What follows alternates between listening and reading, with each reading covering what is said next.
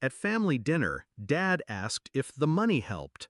I said, "What money?" He froze, fork hovering midair, eyes twitching with confusion, maybe even guilt. Then I looked at Mom. She didn't even blink, didn't flinch, just reached for the mashed potatoes like she hadn't swallowed thousands of dollars and my trust.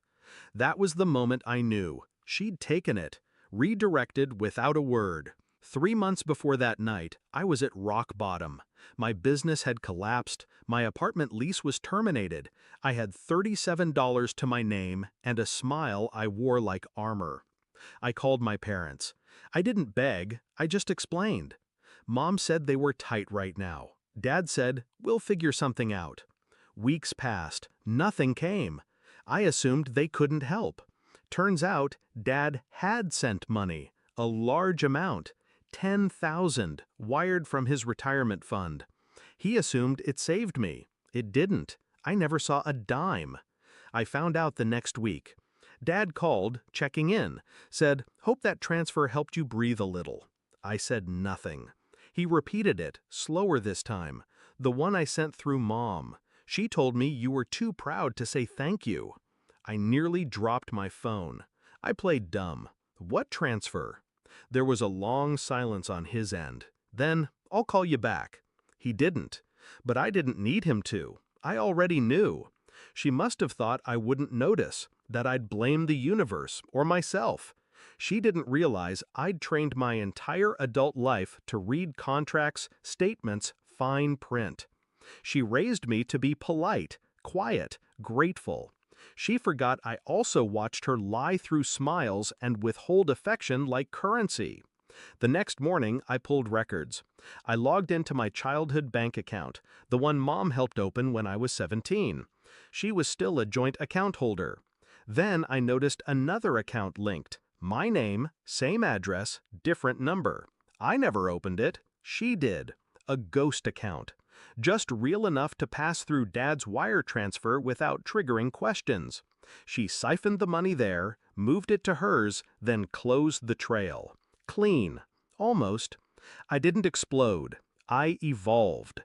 The betrayal didn't break me. It clarified me. She thought she'd stolen money.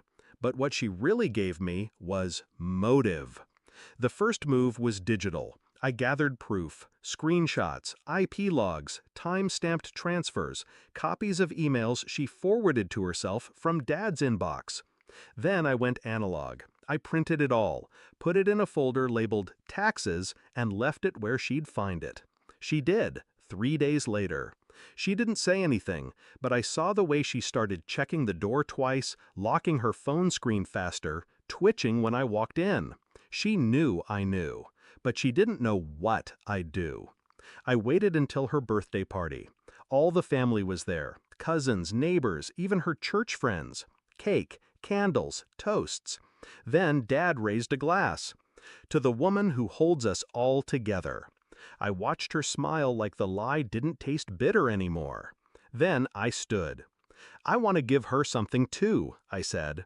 I pulled out a thick envelope, no card, handed it to Dad. He opened it. First page, the transfer confirmation. Second, the ghost account closure. Third, her forged signature on the authorization form. He read in silence. So did the others who peeked over his shoulder. Her smile died slowly, like a flower starved of light. She didn't say a word, just got up, walked to the kitchen, and stayed there until the room emptied. I stayed too, not for cruelty, for clarity.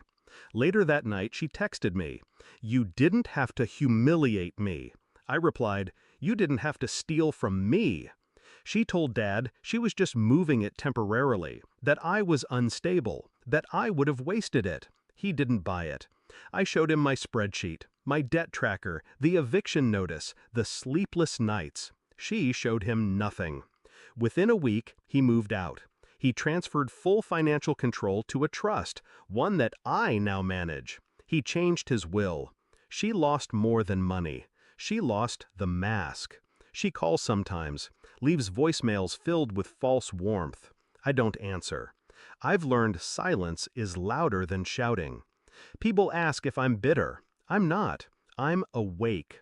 I used to think betrayal was a scream in the dark. Now I know it's a quiet voice at dinner asking if the money helped, and a colder voice replying, "What money?" before everything burns.